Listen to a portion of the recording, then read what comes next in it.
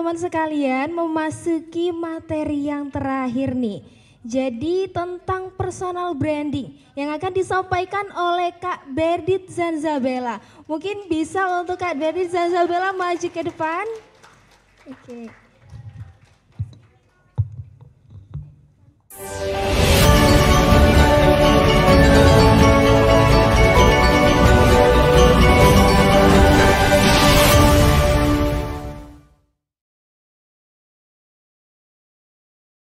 Assalamualaikum warahmatullahi wabarakatuh. Salam sejahtera untuk kita semua, Om Swastiastu, Namo Buddhaya, salam kebajikan.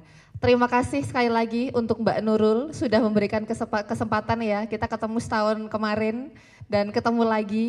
Dan ketemu sama teman satu alma mater ternyata sama Mbak Audrey ya di UNER. Tapi saya kayaknya sudah terlihat jompo kalau saya suka sebutkan tahunnya. Jadi hari ini kita sharing, sebenarnya ketika kemarin dihubungi sama Mbak Nurul ngomongin soal personal branding apalagi untuk dunia kerja.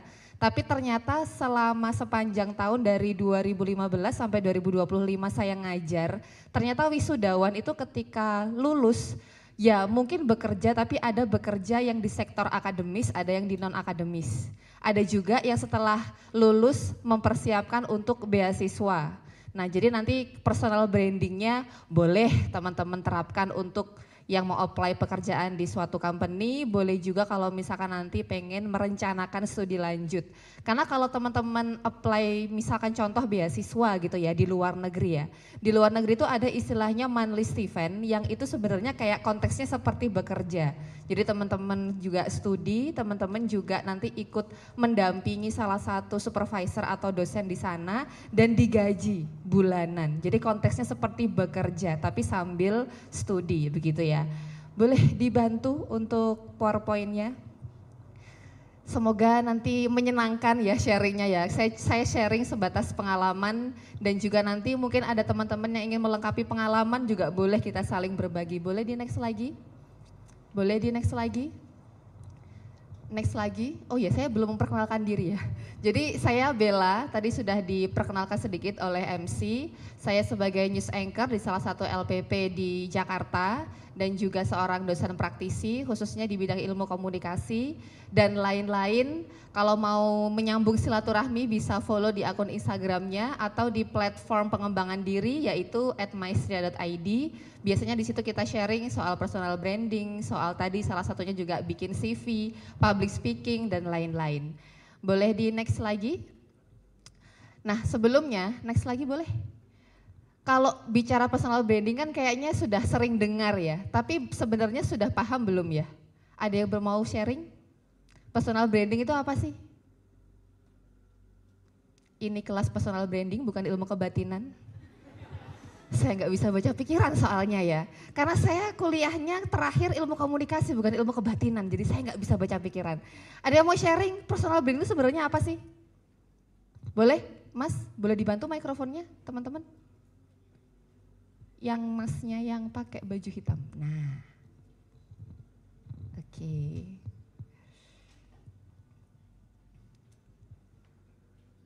Oke. Nyala? Cek, oke. Oke. Terima kasih atas kesempatannya. Nama saya Divo dari Prodi Manajemen. Mungkin sedikit yang saya tahu terkait personal branding dari namanya personal dan branding, yang artinya kita tuh ibarat mengbranding diri terkait entah apa yang kita lakukan ataupun juga dari tata cara sikap, tata cara bicara, ataupun tata perbuatan seperti itu. Mungkin singkatnya seperti itu yang saya ketahui. Terima kasih. Oke, terima kasih. Tepuk tangan dong untuk temannya. Ada lagi? Yang cewek dong, cowok udah. Yang cewek dong. Ayo, yang kan biasanya kan wanita kan 20.000 kata per hari ya. Ayo kita habiskan di sini, jadi di rumah nggak usah ngomel-ngomel sama orang tuanya, nggak usah ngomel-ngomel sama pacarnya, kita habiskan di sini 20.000 kata per hari. Siapa? Lagi? Saya tunjuk boleh? Boleh lah ya. Cap cip cup kembang kuncup, mbaknya ini aja pakai baju navy. Oh, aku iya. Semalam mimpi apa mbak? Ditunjuk akhirnya gitu kan. Silahkan Apa Mbak, setaunya aja. Personal branding itu apa sih? Ya Allah, apa ya Mbak? Ya Allah, aku tuh jawab apa Mbak? Tolong aku tolong. Ya apa Mbak? Gimana? Setaunya. Boleh minta ini bantuan teman-temannya, ask the audience atau call friends, boleh, silahkan, boleh.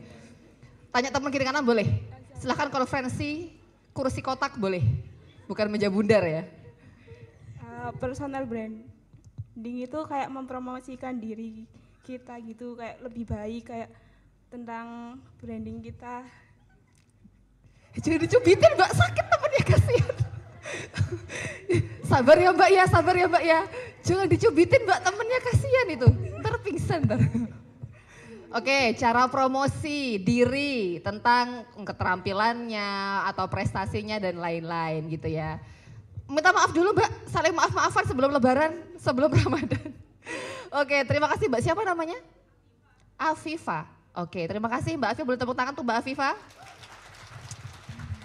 Ya Allah Mbak, aku jadi ikut berdosa, jadi dicubitin temennya loh ya. Gak bermaksud aku ya.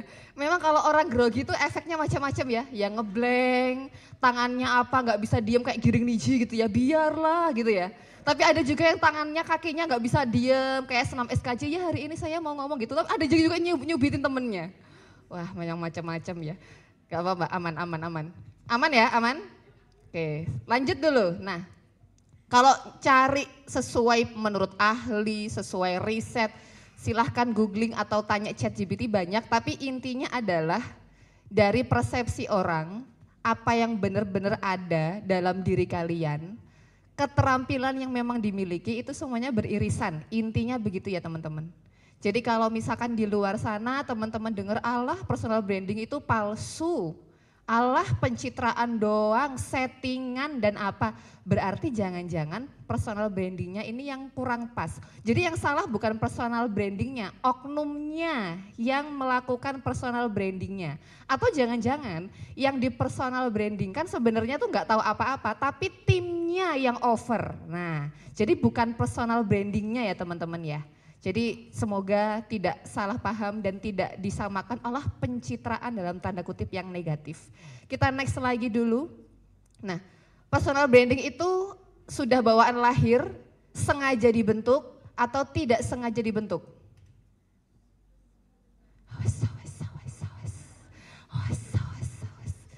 Gimana? Saya hanya taunya bahasa Jawa.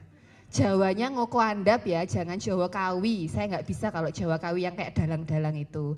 Bahasa Indonesia boleh, sedikit bahasa Inggris boleh. Jangan bahasa Mandarin, saya cuma bisanya ni hao kalau bahasa Mandarin. Ya, saya cuma bisa ni hao, wo ciao bila, udah itu tok kalau bahasa Mandarin. Tapi kalau yang wes tadi saya sungguh tidak bisa memahami teman-teman. Mohon maaf, hidup sudah berat sama efisiensi anggaran ya. Jangan ditambah dengan untuk bahasa-bahasa yang susah gitu ya. Gimana teman-teman? Siapa yang vote untuk sengaja dibentuk? Aduh apa ya Mbak? Ayo Indonesia maju, Indonesia emas. Siapa yang ngevote untuk sengaja dibentuk, angkat tangan? 1, 2, jadi apa ndak angkat tangannya? Jadi apa ndak? Oke, oh banyak ya, 10 juta jiwa lah ya, oke baik. Siapa yang setuju bahwa itu bawaan lahir? Oke, tidak ya, 0 ya, 0 jiwa ya. Siapa yang setuju tidak sengaja terbentuk? 1, 2, 3, 4. Oke, 4 juta jiwa aja ya. Kalau tadi 10 juta jiwa ya lebih sih sebenarnya. Tapi sebenarnya gimana ya kalau menurut riset ya, karena kan sebelum teman-teman lulus, sebelum saya bisa di sini berdiri sharing dengan teman-teman, sudah ada riset nih puluhan tahun dari para pakar-pakar. Sebenarnya beneran disetting atau jangan-jangan ada tuh yang nggak disetting gitu ya. Next lagi. Ternyata bisa loh, memang disengaja, bisa. Tapi ada yang kemungkinan tidak sengaja dalam tanda kutip. Loh kok bisa? Kalau yang sengaja ya teman-teman misalkan kemudian mendengar kata si gemoy oke gas gitu ya. Itu ada timnya loh ya, jangan kira kemudian beliau lahir langsung oke gas ya, gitu kan ya. Tapi saya mau sharing yang tidak sengaja dulu, karena pengalaman pribadi. Jadi teman-teman mungkin di sini belum ada yang follow akun Instagram saya, tapi kebetulan Mbak Nurul kemarin menghubungi saya gara-gara inget namanya Mbak Kitiran. Dua teman saya juga tahu ya Mbak Kitiran itu apa ya. Jadi kronologinya seperti ini. Saya ini nggak pernah kepikiran bahwa di media sosial itu akan membranding diri, nggak pernah kepikiran. Dan juga nggak pernah punya cita-cita nanti akan menjadi konten kreator, nggak pernah.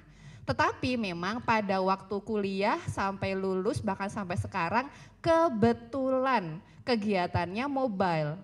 Kalau dulu Trenggalek Surabaya, saya dari Trenggalek Jawa Timur, ada dari Trenggalek?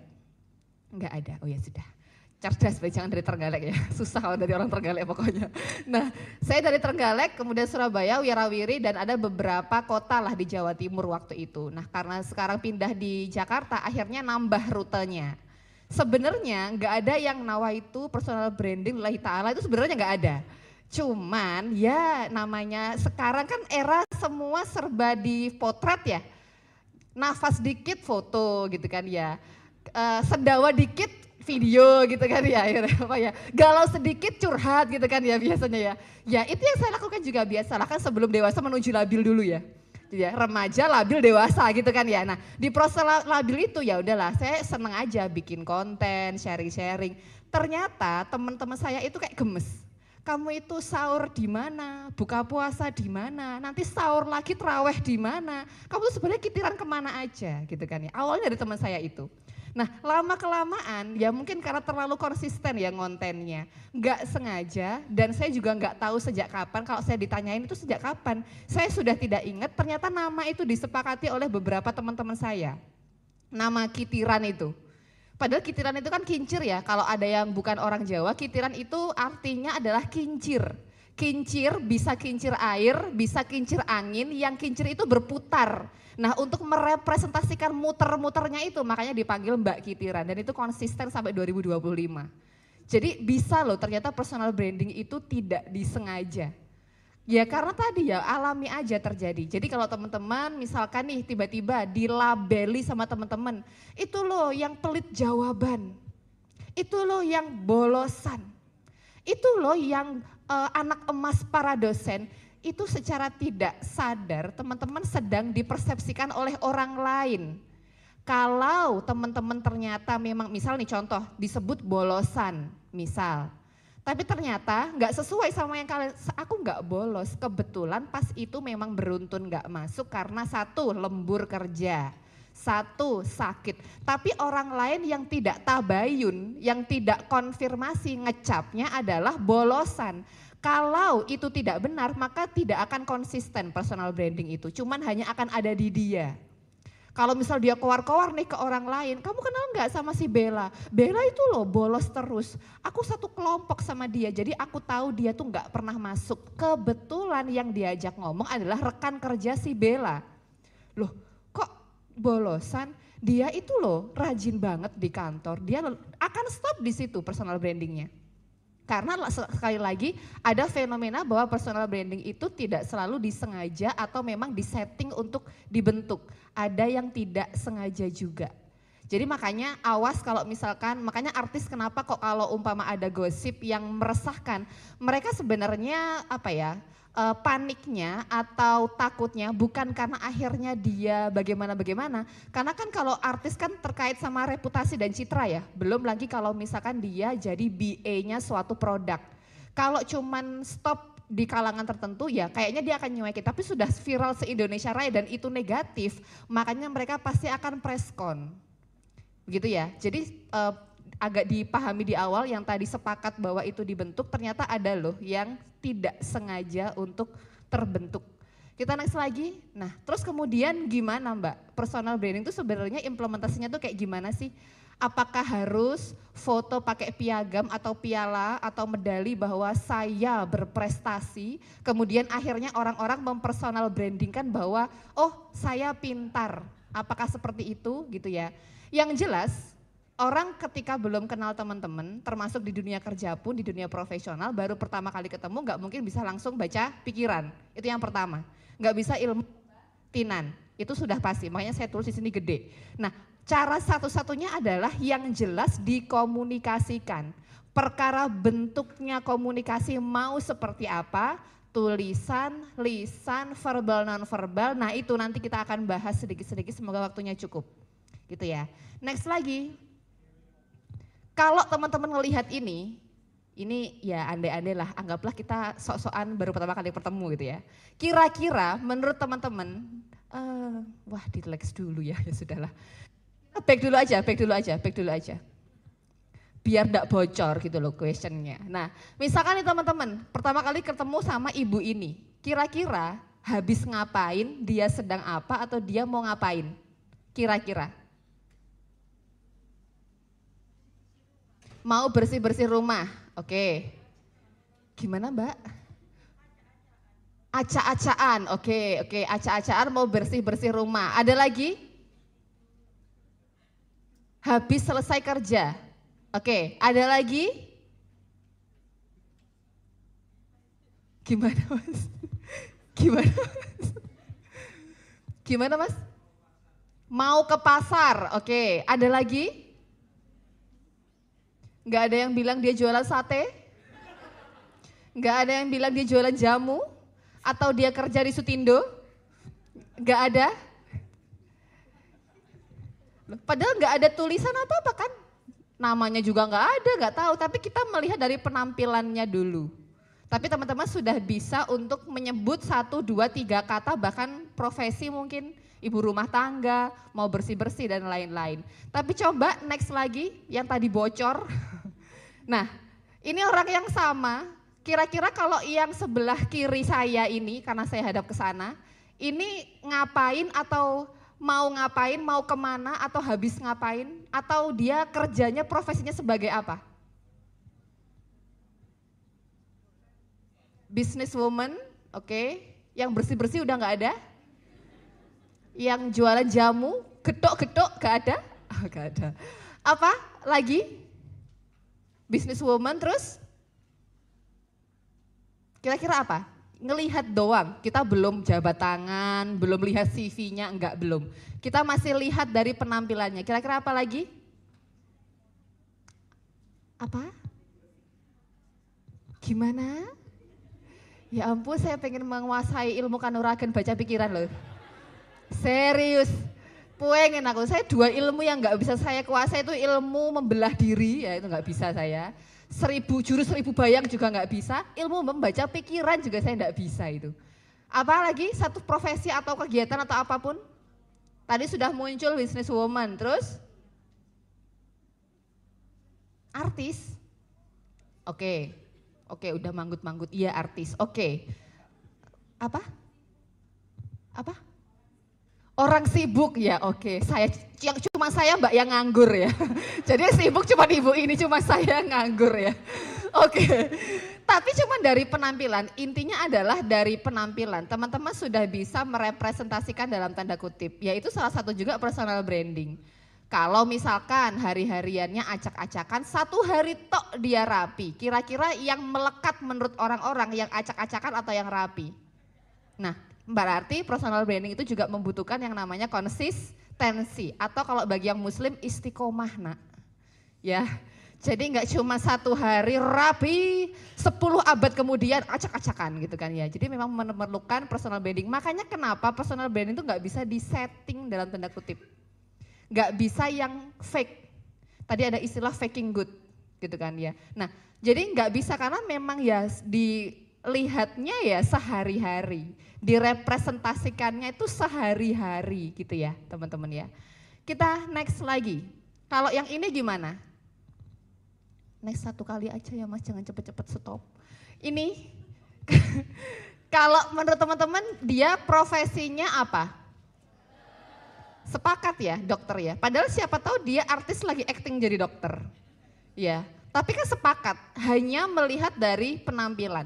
Kalau yang kedua, kira-kira dia sebagai siapa, ngapain, atau profesinya apa? Wih sepakat banget ya. Ini satu-satunya kampus yang satu ruangan sepakat model. Saya ngisi materi ini di berbagai tempat, itu jawabannya tuh beda-beda. Model, ani-ani. Kok sepuakan, kok kalian kok ini ya kompak sekali ya, kenapa ya? Aku berasa stand up loh di sini kayak jadi ngisi materi personal branding loh ya. Loh enggak, saya tuh mau memuji, Untak keren karena satu ruangan langsung kompak model gitu loh. Kalau saya di sekolah lain, di corporate atau di mana tuh jawabannya melencong-melencong gitu loh. Kalau orang Jawa bilang itu, ada yang bilang model, ada yang ngomong desainer, ani-ani itu ada juga. Ada yang ngomong LC premium, ada juga guys gitu loh. Maksudnya saya cuma pengen menceritakan pengalaman gitu loh. Saya tidak bermaksud menyinggung ya bagi yang berprofesi sebagai itu ya, mohon maaf ya. Oke, kita lanjut aja dari mereka kelamaan. Next lagi. Kalau ini kira-kira dia ngapain? Lari, nggak ada yang bilang dia mancing ya. Hanya dengan kita melihat, oke, karena fotonya memang terlihat berlari dan pakaiannya. Kalaupun dia foto tidak berlari dan pakaian seperti ini, ya dia berolahraga, enggak sedang mencangkul di sawah. Ya, jadi penampilan itu juga bisa membawa pesan, kesan. Bahkan nanti kalau dilihat secara kontinu bisa juga loh teman-teman akhirnya, oh dia itu ini ya, oh dia ex-mood ya, oh dia PNS ya, oh dia apa dan seterusnya.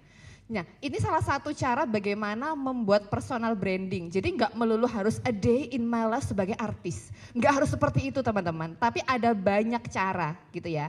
Next lagi. Nah, ini ya. Jadi ternyata penampilan itu juga sebagai pesan dan bisa membentuk sebuah kesan. Tapi ya sekali lagi ini kalau tujuannya untuk tematik tertentu, misalkan teman-teman mau job interview, meeting, ketemu dengan tokoh tertentu, teman-teman mau ikut rapat penting, organisasi. Tapi kalau teman-teman di rumah ingin menjadi diri sendiri, menggunakan daster yang ISIS itu gitu kan ya. Ya nggak apa-apa kan memang konteksnya ya di rumah gitu ya. Atau teman-teman hanya berinteraksi dengan bestie-bestinya, ingin fokus group discussion gitu kan ya ibaratnya ya. Kalau saya ngomong gibah kayaknya kok nggak seru gitu kan ya. In fokus group discussion bareng-bareng gitu kan ya. Jadi ya senyaman mungkin, tapi dalam konteks tertentu kadang kita nggak selalu casual kan.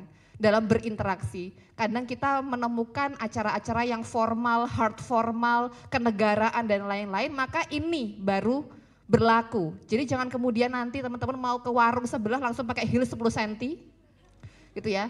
Ya aku harus manner, di warung pun harus manner. Ya sebenarnya ya nggak ada larangan sih, cuman kayak ya udahlah ya gak usah dibahas, pokoknya itu ya teman-teman ya. Oke, next lagi.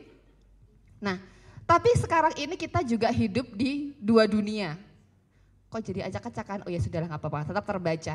Kita sekarang hidup di dua dunia. Jadi ada dunia offline yang sekarang ini saya bertemu dengan teman-teman in person. Tapi kalau teman-teman ada yang nonton secara online lewat Zoom dan lain-lain, berarti juga itu disebut sebagai virtual. Personal branding pun iya ada offline dan online. Tapi ada juga yang kuat personal brandingnya di offline, maka itu akan narik personal branding dia di online.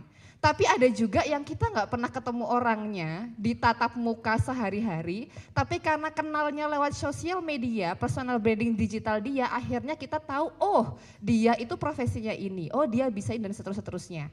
Nah, dan sekitar tahun berapa ya, 2012-an, dulu itu saya kira ya, kan dulu saya freelance MC juga ya selama kuliah. Dulu itu waktu sebelum saya masuk kuliah, orang tuh kalau nge-MC pasti kirim suara karena mereka mau denger atau kirim video dan CV karena pengen tahu performance-nya seperti apa. Di tahun 2012-an ke atas, ketika ada orang minta untuk kamu ada kenalan MC enggak atau kamu bisa nge-MC enggak? Yang ditanya adalah Instagramnya apa? Jadi akhirnya orang rekrutmen ternyata, tapi memang nggak seluruh sektor ya, tapi ada sektor tertentu yang juga mengandalkan personal branding digital. Walaupun ini tidak semuanya, kalau teman-teman jadi pegawainya Badan Intelijen Negara, nggak mungkin a day in my life jadi Intel, itu nggak mungkin. Ya. Makanya tadi saya bilang tergantung sektornya, tapi ada loh company yang seperti itu. Apalagi ada beberapa perusahaan yang sekarang gencar-gencarnya cari afiliator, cari KOL, dan lain-lain. Maka ya tidak menutup kemungkinan mereka mungkin membutuhkan juga orang-orang yang punya personal branding secara digital. Atau misalkan cari videografer, fotografer, biasanya minta foto atau misalkan sudah tertera di Instagramnya tinggal share akun media sosialnya gitu ya teman-teman. Kita next lagi. Nah, kalau misalkan yang di CV tadi sudah komplit ya, jadi kalau saya dulu karena belajar nulis CV-nya tuh waktu ya otodidak, belum ada sesi seperti ini, ya udah ngasal aja sekolahnya apa, dari TK saya tulis, mohon maaf dulu ya, sebelum kemudian bertaubat gitu kan ya, sebelum akhirnya bertaubat. Tapi CV yang saya mau bahas di sini, ternyata CV itu benar-benar harus spesifik ditujukan teman-teman apply-nya tuh untuk apa. Karena tadi saya di awal kan bilang ya, saya pengen sharing yang setidaknya lebih luas karena kalau soal dunia kerja sudah ranahnya Mbak Audrey. Cuman kadang-kadang kita bikin CV itu juga untuk apply beasiswa atau tugas belajar. Beasiswa LPDP, beasiswa Chevening, beasiswa Fulbright, beasiswa Erasmus, terus kemudian Korean government apa ya lupa, pokoknya yang Korea-Korea itu, Jepang dan lain-lain, masing-masing itu juga ternyata beda loh. Saya ngobrol sama sesama awardee, saya ngobrol sama coach, sama ngobrol sama teman-teman, ternyata punya spesifikasi yang berbeda-beda. Makanya kenapa satu orang itu CV-nya bisa banyak, bukan karena bermuka dua, bukan, tapi karena diperuntukkan institusi yang beda-beda. Termasuk kalau misalkan ada instansi atau beasiswa yang hanya menerima sesuai spesifikasi keahlian tertentu. Jadi jangan cantumkan yang di luar dari spesifikasi. Tapi ada juga yang tidak mempermasalahkan itu. Ada salah satu adik kelas saya dulu, jadi dia ikut kompetisi tingkatnya nasional dan dia sebenarnya menang. Dan dia tuh apply di salah satu BUMN atau apa ya, saya lupa. Dan ternyata di situ ketika proses rekrutmen sudah disampaikan oleh bagian tim rekruternya bahwa untuk segala hal yang tidak relevan mohon jangan dicantumkan dalam CV. Termasuk dia akhirnya ngontak saya meminta untuk menghapus postingan ketika dia menang di kompetisi nasional tadi yang memang tidak relate. Karena waktu itu kompetisinya itu terkait dengan pariwisata dan budaya kalau nggak salah. Meskipun itu tingkat nasional dan dia menang. Jadi itu silahkan nanti disesuaikan ya teman-teman mau apply di mana, apakah kira-kira membutuhkan keahlian yang spesifik atau seperti apa. Tapi saya juga ada pengalaman waktu setelah fresh graduate saya coba ikut interviewnya ISH. ISH itu Informa Solusi Humanika, maaf saya lupa, yang anak perusahaannya Telkom, saya agak lupa nama aslinya, kalau nggak salah ISH. Nah di situ berbekal CV yang saya belum bertaubat tadi ya, jadi saya masukkan tuh semuanya di situ. Karena juga nggak tahu, belum belajar waktu itu, nggak tahu kalau ternyata bikin CV itu juga harus ada tata cara dan tipsnya gitu kan. Saya masukkan, nah beruntungnya dari pihak user sama apa ya beliau waktu itu, pokoknya pimpinannya gitulah, ngelihat CV saya, kamu kegiatannya banyak ya, oh ini kamu bisa nge-MC ya, waktu itu saya apply-nya posisinya apa ya, saya agak lupa, pokoknya bagian tim CS-nya, saya agak lupa namanya waktu itu. Nah ternyata sesuatu yang sebenarnya nggak terlalu relate, tapi kebetulan waktu itu beliau kemudian ngebaca, itu nanya balik, loh kamu bisa nge-MC ya? Oh iya Bu, saya kebetulan nge-MC. Mungkin juga saya nggak ingat kalau di CV itu saya tulis pengalaman nge-MC. Mungkin saya nggak ingat ya, karena tadi kan saya nggak tahu cara bikin CV waktu itu ya. Tapi ternyata pada proses rekrutmen itu beliau kemudian nanya, kamu biasanya nge-MC acara apa? Acara ini. Oh ya udah nanti kalau seumpama diterima nanti tolong bantu tim saya ya. Karena tim saya ternyata juga butuh diajari untuk jadi MC. Jadi terkadang ya sekali lagi hidup itu nggak mulus-mulus aja, kadang ada faktor luck ya, hoki gitu ya. Jadi kadang-kadang sesuatu yang saya nggak sadar saya cantumkan, ternyata itu membuat saya dinotis sama interviewer, begitu ya. Tapi sekali lagi benar-benar dilihat instansinya. Karena memang kebetulan waktu itu di ISH itu nggak ada syarat yang harus yang relevan atau apa, mereka benar-benar open untuk semua jurusan pada waktu itu. Jadi kayaknya faktor luck aja sih, gitu ya. Kita next lagi. Belum tak tanyain sudah tertawa. Dia siapa teman-teman? Ada yang nyebut dia Bunda Korla? Enggak kan? Siapa nih teman-teman namanya? Oke, Kak Jil itu siapa? Apa gelombang kiri kanan? Oke. Nah, saya cuman nampilin foto, bukan Kak Jilnya saya datangkan langsung, saya juga nggak bisa bayar red cardnya kalau saya datangkan dia ya. Tapi dari foto ini, teman-teman kenalnya lewat mana? Oke, TikToknya Gen Z semua ya. Wah, seumuran aku rasanya ya. FYP terakhir apa teman-teman di akun kalian? Oh, Gayung Lo Peping ya? Gayung Lo Peping gitu ya? Sama yang katanya diselingkuhi sama salah satu direktur pertelevisian itu ya? Oke. Kok jadi gibah soal itu ya? Oh juga sama juga. Oh berarti kita semua di soal ini Gen Z semua ya berarti ya? Oke. Kita skip dulu, itu hanya intermezzo aja ya. Nah ini teman-teman, hanya mengenal dari sosial media. Dan dia tidak menyeting kan waktu itu. Dia jualan, tapi memang dia punya keunikan. 10 gelombang kiri, 10 gelombang kanan dengan make upnya yang aduhai syalalala ini. Ya, yang katanya kayak itu kok kayak orang mabuk, kayak orang sakau, tapi dia tidak, memang dia ya seperti itu dan konsisten. Teman-teman kalau melihat Kak Jil ketika pertama kali kemuncul era pandemi dan sekarang 2025, istiqomah kan, ya bentukannya seperti itu kan? Ya kan? Nah itu, jadi personal brandingnya itu konsisten teman-teman, gitu ya. Dan tadi ketika di awal dari buku Personal Branding Inc. tadi juga disebutkan bahwa personal branding itu intinya bagaimana orang lain melihat kita, baik itu dari perilaku, karakter, keterampilan, keahlian dan lain-lain yang memang orang bisa lihat. Dan bagaimana orang melihatnya macam-macam, dari penampilannya, cara berbicaranya. Kalau memang belum mengenal, nggak sengaja ketemu medsosnya, berarti mengakses konten-kontennya. Gitu ya teman-teman ya. Next lagi. Kalau yang ini siapa? Safiera ini siapa? Apa COC? Ya oke, salah satu kompetisi itu ya. Kalau menurut teman-teman ketika ngelihat Safiera di perspektifnya kalian tuh dia tuh gimana? Pintar. Terus? Unik, apa unik?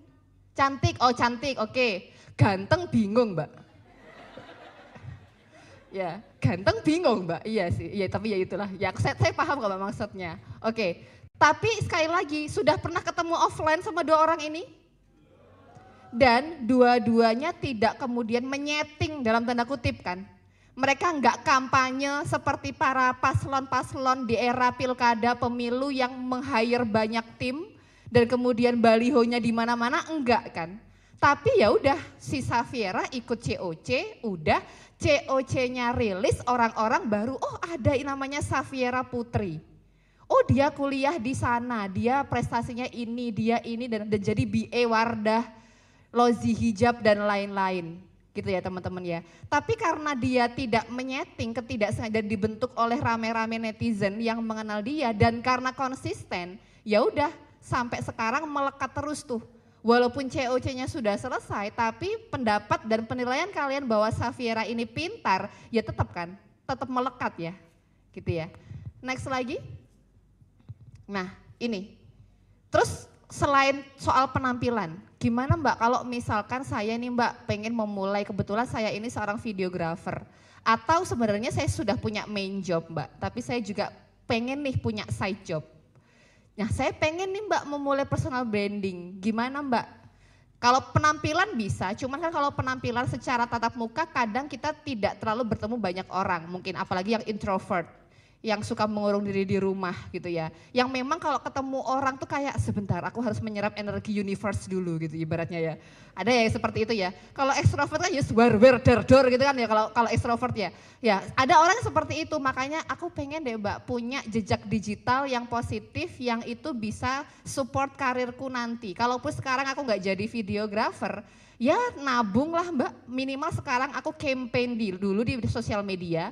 Nanti kalau misalkan aku sudah cukup berumur, sudah pensiun misalkan gitu ya, pengen switch karir, aku sudah ada tabungan personal branding nih Mbak gitu misalkan ya. Bisa dengan yang pertama teman-teman mengunggah, menulis, mendokumentasikan, mengupload entah karya, pencapaian, prestasi teman-teman. Atau bisa juga dengan teman-teman sharing apa sih ilmu yang kalian punya dan lain-lain. Ada orang yang nulisnya itu pakai POV orang pertama.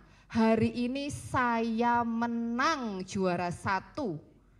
Muncullah komen, pamer, sok-sokan gitu ya. Itu yang membuat kalian akhirnya hapus aja deh gitu kan ya. Akhirnya gak berani untuk memulai personal branding. Nah, tipsnya teman-teman kalau memang ada yang punya perasaan seperti ini sama, maka nulisnya adalah POV orang kedua atau POV orang ketiga.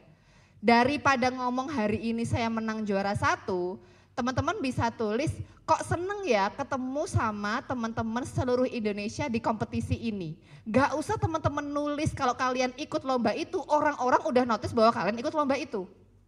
Ditambah ditunjang dengan kalian foto yang ada tulisan juara 1. Gak perlu teman-teman nulis di caption saya juara 1, orang udah bisa lihat. Kalau memang teman-teman tidak siap untuk dihujat netizen. Begitu ya. Bagi teman-teman yang punya teman-teman toksik gitu ya, mau cut off orang gitu kan ya.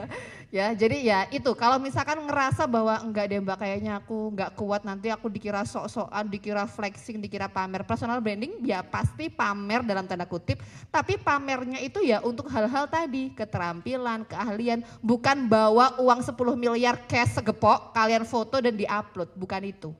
Ya teman-teman ya. Ada yang pernah foto uang segepok diupload? Pernah? Enggak lah.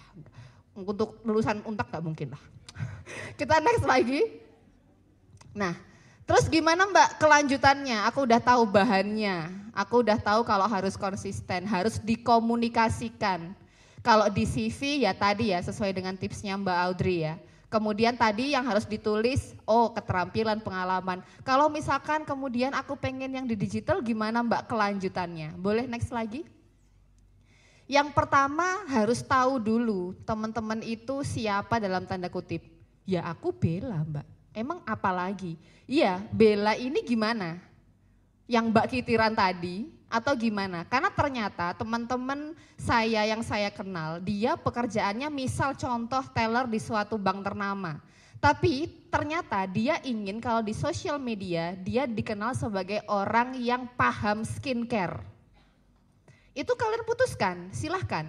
Karena personal branding itu apa yang nampak, apa yang ditampakkan dan memang itu yang pengen disampaikan ke orang-orang gitu kan ya. Jadi nggak tentu kalau saya kebetulan antara profesi dan di medsos ya sama. Ya tadi karena nggak sengaja terbentuk dan memang dari awal tidak nawa itu personal branding lillahi ta'ala tuh enggak sengaja aja. Tapi ada juga yang ternyata seperti ini. Nah teman-teman silahkan nanya ke dirinya. Oh iya ya aku ini lulusan ilmu komunikasi Untak. Tapi aku ini gamers. Daripada aku ngomongin ilmu komunikasi kayaknya aku pengen sharing gimana bisa menang International Gamers Dota misal. Silahkan putuskan, jadi self talk dulu. Aduh Mbak aku sudah semalaman istikharah tahajud gak nemu aku ini siapa gitu misalkan ya. Gimana Mbak caranya biar aku tuh terbantu? Coba tanya ke temennya boleh, keluarganya boleh, yang sekiranya benar-benar kenal sama kalian. Jangan nanya ke gebetan, ntar bilangnya pasti bagus-bagus. Ya, tanya ke temen yang memang udah kenal lumayan lama. Aku sebenarnya tuh pengen mulai personal branding, cuman aku kayaknya tuh pengen tanya pendapat deh. Menurut kamu, aku tuh gimana sih? Jujur aja lah gitu, nggak apa-apa. Tanya aja, gitu kan ya. Sama kalau bisa jangan nanya ke ibu ya. Kalau ibu tuh pasti, wah anakku hebat, anakku keren, anakku boros, tapi aku tetap cinta gitu. Kalau jawabannya ibu gitu kan ya. Pokoknya cari pendapat yang objektif. Itu semua ditulis dulu aja. Udah kekumpul di rumah, di kamar, direnungin. Aku ini begini versiku. Tapi kalau menurut teman-temanku, aku tuh begini. Nah coba teman-teman nanti ya ini bongkar pasang aja, sesuai enggak. Karena sekali lagi kadang-kadang kita susah untuk menilai diri sendiri. Walaupun sebenarnya mana yang fit, mana yang enggak fit, mana yang kita cocok dan enggak cocok tetap kita yang tahu. Tapi enggak ada salahnya untuk minta pendapat orang lain gitu ya teman-teman. Next lagi, terus gimana kalau digital branding berikutnya? Nah, ada orang yang mengoptimasi sosial medianya, entah apapun platformnya. Bunda Korla tuh nggak ngonten, tapi kan nge-live, tok ya. Dia brandingnya adalah Ratu Live sedunia, ngori. Jadi kalau misalkan lihat siapa Ratu Live ya udah Bunda Korla. Jadi itu cuma the only one Bunda Korla yang Ratu nge-live sedunia. Ya, yang awalnya dia tuh cuman ya udah pengen ngobrol aja, pengen deep talk, tapi lama-lama dan itu tadi ya, dia apa adanya, tidak yang disetting pura-pura dan istiqomah jangan lupa. Ya kan, akhirnya viral sampai sekarang 2025 walaupun nggak terlalu viral, tapi akunnya sudah banyak followersnya, niche-nya sudah kebentuk, ya orang-orang yang tetap melihat bahwa ya wis Bunda Korla tuh kayak gini, ya nyablak, ya frontal, ya dan seterusnya gitu ya. Tapi ada juga yang berusaha untuk mengkomunikasikan segala pencapaiannya yang memang dia izinkan untuk orang lain melihat gitu ya. Lewat konten-konten, entah kontennya sifatnya monolog, yang monolog on cam begitu karena dia ya udah ngomong aja gitu kan. Salah satu konten saya juga modelnya monolog, tapi ada juga yang faceless, yang tidak menunjukkan muka.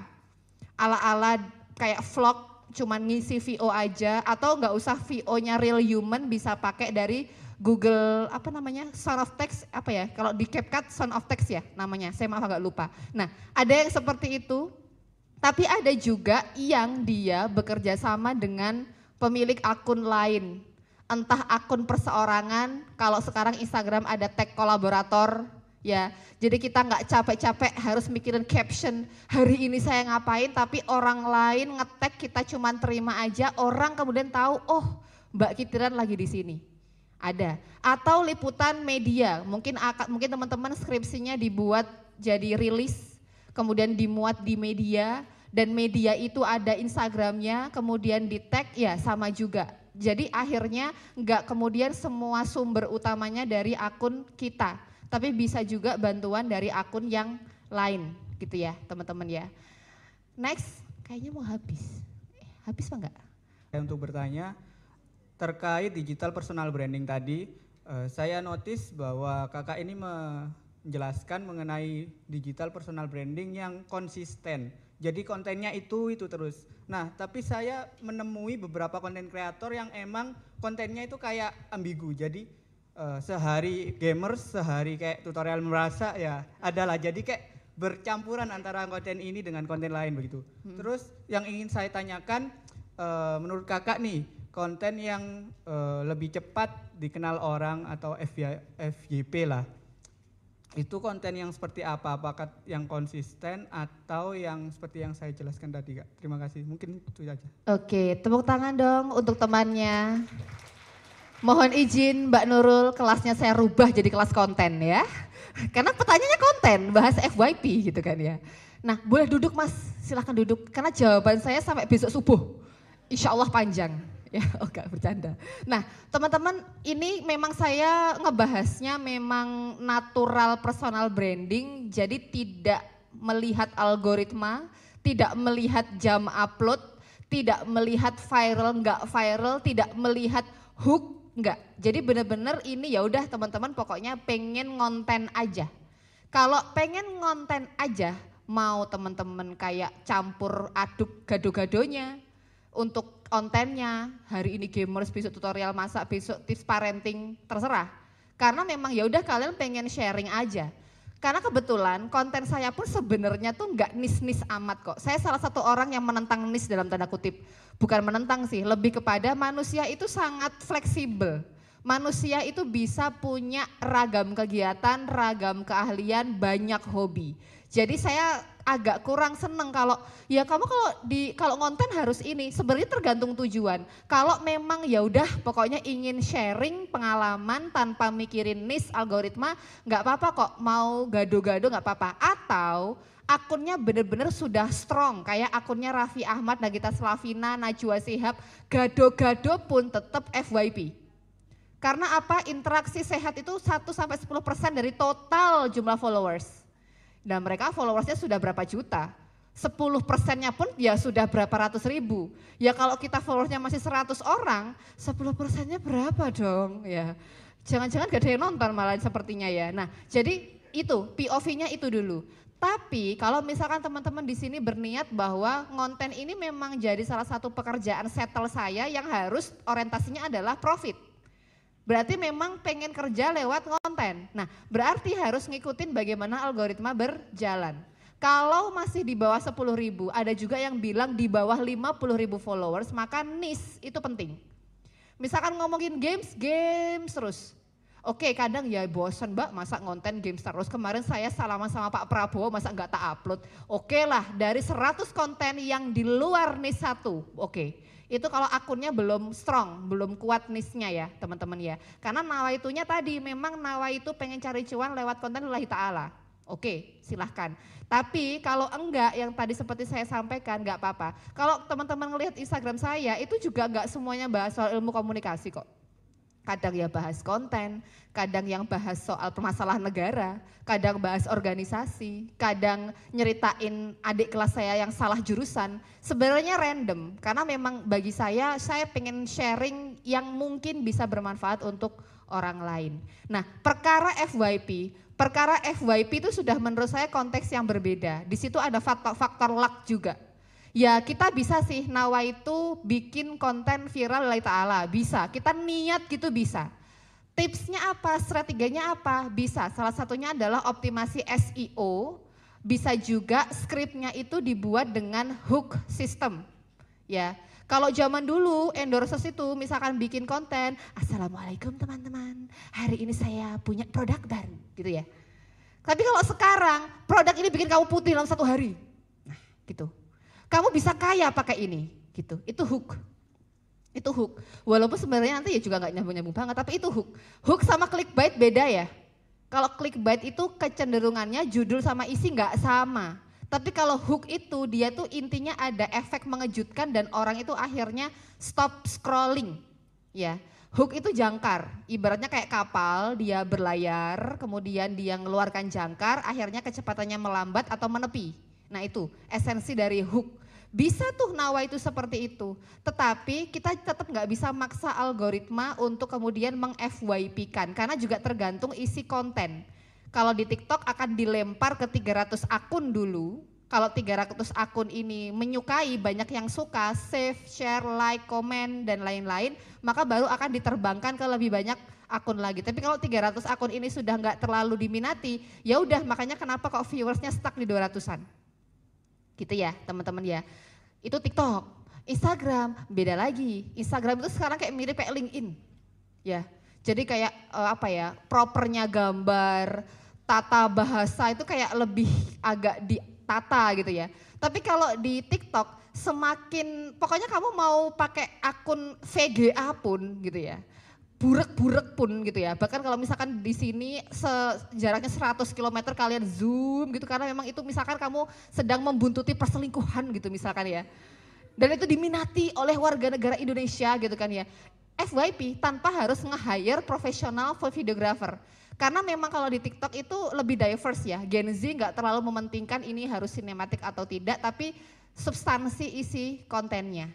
Dan katanya sudah nggak ada jam upload katanya loh ya. Cuman saya sendiri kayaknya oke lah nggak ada jam upload, tapi tergantung materinya. Saya pernah nyoba upload dari mulai jam 6 pagi, terus coba jam 9 pagi, jam siang, sore, bahkan saya pernah nyoba upload jam 11 malam. Ada yang berpotensi tidak naik untuk reach-nya, tapi ternyata ada yang FYP bahkan dalam waktu beberapa menit aja. Ternyata apa? Substansi. Yang saya upload jam 11 itu adalah waktu itu kecelakaan di tol mana ya, saya lupa, dan memang itu agak booming, lumayan booming. Saya langsung upload itu, jadi viralnya bukan konten saya bagus, bukan karena jamnya, tapi karena isunya. Waktu itu saya juga pernah, biasanya akun saya itu kalau uploadnya menjelang maghrib itu sepi. Nah waktu itu saya upload jam 5 lebih sedikit tentang banjir di Trenggalek waktu itu. Saya upload ternyata nggak sampai 1 jam itu sudah reach-nya 100 ribuan lebih, cepet banget. Karena ternyata lagi boomingnya, saya nggak tahu kalau booming, baru tahu booming itu ketika setelah upload teman-teman saya itu kayak update status di WA gitu loh. Banjir area ini, loh.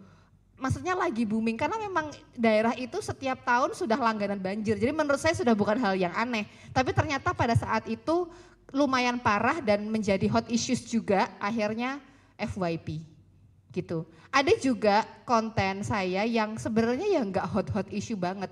Ini loh apa namanya? Cara gulung cover mobil. teman-teman. Jadi waktu itu ya udahlah gabut lah ya, gabutnya kan sebelum dewasa kan labil dulu gitu kan ya. Di era kejayaan labil saya itu gitu kan ya. Ya udahlah saya mau bantu mama saya buat gulung cover kakak saya pas pulang. Nah kak tolong dong videoin, udah saya bikin. Jadi ngegulung cover mobil dalam waktu 2 menit, 3 menit. Tak kasih tutorialnya, ini, cuman pakai video aja. Itu sampai sekarang masih banyak yang komen dan masih banyak yang nge-reach sampai sekarang. Itu saya upload 2020 kalau nggak 2021. Sampai sekarang masih ini, bahkan dikiranya saya tuh afiliator cover mobil. Mbak beli covernya di mana? Mbak kok keranjang kuningnya nggak ada? Wadaw. Ini salah personal branding ya orang-orang ini ya. Ya udahlah ya, jawab aja kak. Maaf ini saya cuma sharing aja, nggak tahu belinya di mana. Saya tanya mama saya dulu ya, gitu saya jawabnya. Nah itu juga. Jadi sekali lagi memang substansi ya penting. Kalau zaman dulu kayaknya pokoknya upload foto seksi bakalan viral. Sekarang kayaknya udah nggak delete. Sekarang memang benar-benar substansi. Karena apa? Yang bikin konten itu 260 juta jiwa sekarang. Kalian ngerasa nggak kalau buka medsos nge-scroll itu kecepatan angin. Sret, nggak menarik. Hari ini aku sret. Gila apa tadi? Gila dia selingkuh lagi apa? Baru disimak gitu kan ya. Ya kan? Dari menariknya konten gitu kan ya. Karena banyak teman-teman humas, sekitar setahun atau 2 tahun lalu saya ngisi di Bawaslu, di humasnya Bawaslu RI se-Indonesia. Mereka curhat juga. Mbak saya itu sudah bikin konten yang pakai hook. Tapi atasannya nggak approve karena atasannya belum ikut kelas saya, gitu kan ya. Jadi atasannya itu stylenya kalau ngonten kayak zaman dulu. Assalamualaikum warahmatullahi wabarakatuh. Bawaslu kayak gitu loh. Nah si staff humasnya ini ya, mereka kan ya yang ikut pelatihan, yang termasuk dikirim ke situ, kita belajar bareng. Udah bikin hook tapi tidak di ACC karena ya menurut atasannya konten itu tidak seperti itu.